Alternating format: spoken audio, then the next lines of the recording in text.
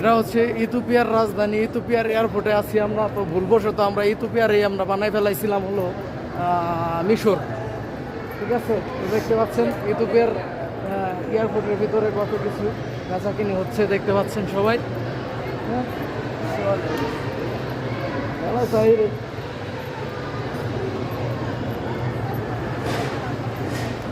দেখতে পাচ্ছেন এখানে সবাই কাজ করছে।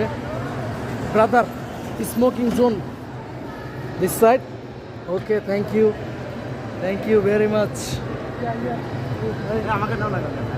ওকে, তো আমরা এই যে 3জন লোক যাচ্ছি লেবানন। হ্যাঁ, তো ভুলবশত আর কি আমরা ইথিওপিয়ারেই আমরা বলছি এতক্ষণ, মানে মিশর।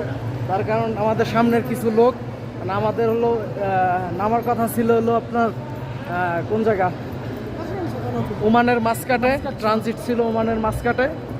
তো সেখানে আমাদের না হয়ে আমাদের ফ্লাইটটা চেঞ্জ হয়ে যায়।